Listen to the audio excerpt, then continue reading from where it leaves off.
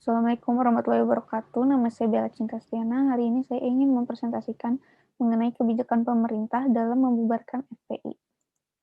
Pertama-tama, saya ingin menjelaskan secara singkat mengenai sejarah berdirinya FPI. Jadi, FPI ini dideklarasikan pada tanggal 17 Agustus tahun 98 atau 4 bulan setelah Presiden Soeharto mundur dari jabatannya. Deklarasi ini dilakukan di Pondok Pesantren Al-Um Ciputat oleh sejumlah habaib, mubalik, dan aktivis Muslim. Pendiri FPI yang kita ketahui adalah Habib Rizik Syihab yang sekaligus imam besar di Indonesia. Lalu ada kontroversi yang dilakukan oleh FPI. Di sini saya mengambil 3 contoh. Yang pertama, pada tahun 2003, FPI bentrok dengan warga di Sukoharjo saat melakukan sweeping. Yang kedua, pada tahun 2012, masa FPI memukul aktivis perdamaian sejuk di HKBP Philadelphia, Bekasi. Yang ketiga, pada tahun 2014, FPI menggawangi demonstrasi bertajuk Aksi Bela Islam untuk penangkapan Ahok yang dinilai telah melakukan penodaan agama. Lalu posisi FPI ini juga sering dikatakan berseberangan dengan pemerintah karena Habib Rizik yang memiliki sikap keras dan selalu mengkritik pemerintah. Sebagai imam besar di Indonesia, ia sangat memiliki pengaruh besar dalam dinamika politik di masa depan. Dalam sumber YouTube, ia mengatakan bahwa seharusnya pemerintah senang jika ada pihak yang mengkritik, sebab para pengkritik itu umumnya memberikan masukan dan solusi. Posisi yang berseberangan ini sebenarnya memiliki sisi positif dalam negara demokrasi seperti Indonesia yang seharusnya menjalankan oposisi, mengkritik, dan mengingatkan.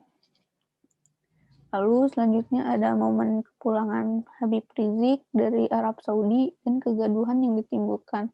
Yang kita tahu juga Habib Rizik ini telah menetap di Arab Saudi selama 3 tahun dan ia baru pulang ke Indonesia pada tanggal 10 November 2020 yang lalu. Dan kedatangannya ini disambut oleh Laskar FPI di Bandara Soekarno-Hatta yang mengakibat kondisi bandara tersebut menjadi tidak kondusif. Yang pertama, tol menjadi macet, kedua, calon penumpang banyak yang gagal terbang, yang ketiga, motor masuk tol, yang keempat, masa pendukung tidak mematuhi protokol kesehatan di tengah pandemi seperti ini. Lalu yang baru-baru terjadi saat ini adalah peristiwa kilometer 50 versus polisi. Bentrok antara polisi dengan FPI ini terjadi pada tanggal 7 Desember 2020 dini hari di dalam tol Jakarta Cikampek kilometer 50. Peristiwa ini bermula ketika Habib Rizik menuju pengajian subuh dan dikawal oleh Laskar FPI. Peristiwa bentrokan antara aparat polisi dan Laskar FPI ini menewaskan 6 orang, yaitu anggota dari Laskar FPI itu tersebut. Orang ini tewas karena telah ditembak oleh aparat polisi. Namun kepolisian maupun FPI sama-sama mengklaim sebagai pihak yang diserang terlebih dahulu.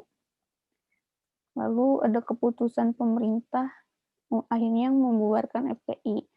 Akhirnya juga pemerintah memutuskan bahwa FPI merupakan ormas terlarang.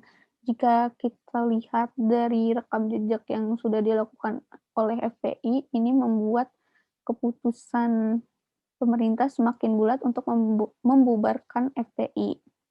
Sebenarnya secara hukum FPI ini juga sudah dibubarkan sejak tanggal 21 Juni 2019 sebagai ormas karena tidak mengantongi surat keterangan terdaftar atau SKT. Keputusan ini diambil karena FPI juga sering dianggap organisasi dengan kegiatan yang dinilai bertentangan dengan hukum.